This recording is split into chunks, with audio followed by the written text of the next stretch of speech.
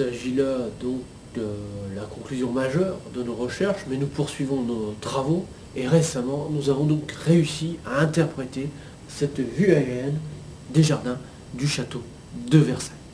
Regardez bien, mesdames et messieurs, le plan des jardins du château de Versailles. Est-ce que vous le voyez? Effectivement, on distingue très nettement ses deux oreilles, ses deux yeux, son museau, sa bouche, mais également son plastron, sa culotte et ses deux chaussures. Notez également la position de ses bras qui nous ramène immanquablement au fameux concept jésuite. Il s'agit donc là d'un Mickey au grand complet dont on peut encore mieux apprécier le visage sur la figure suivante.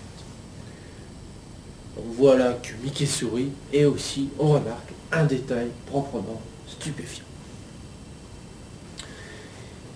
Mais notre ami chercheur ne s'est pas contenté de mettre en évidence cette bouleversante coïncidence, il nous en donne une interprétation.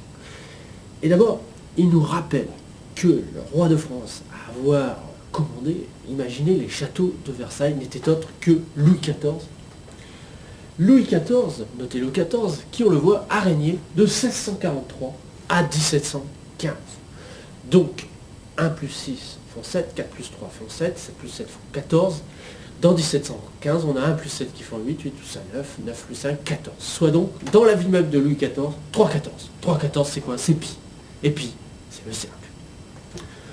Autre élément piste d'interprétation, c'est que notre ami chercheur nous rappelle que le dernier roi de France à avoir siégé à Versailles n'était autre que Louis XVI. Louis XVI, qui, rappelons-le, a été décapité, tout comme Mickey, à la suite d'une révolution entamée le 14 juillet 1789. Or, le 14 juillet, c'est aussi la date des funérailles officielles de Michel-Ange, le 14 juillet 1564.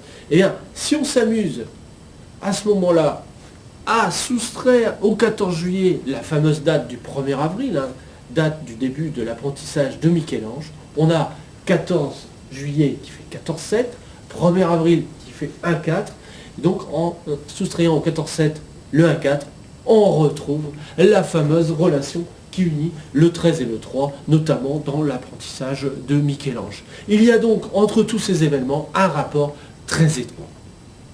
Un rapport très étroit, d'autant plus stupéfiant, je dirais, que 13 et 3, vous le savez sans doute, font 16. Or, 16, c'est 16 en anglais, et c'est dans la chapelle Sixtine que se trouvent les éléments majeurs de ce dossier. Bon, rapport 13 et 3, au passage vraiment étonnant, intéressant, puisqu'on le sait, 13 et 3 font 16, et que Michel-Ange a été recueilli par la famille de Médicis. Médicis, 10 et 6 font 16 aussi. Et que pour vous, d'ailleurs, ces informations, c'est tout neuf. Mais demain, vous allez vous dire, c'était 9, c'était 9, 7 et 9 font 16 également.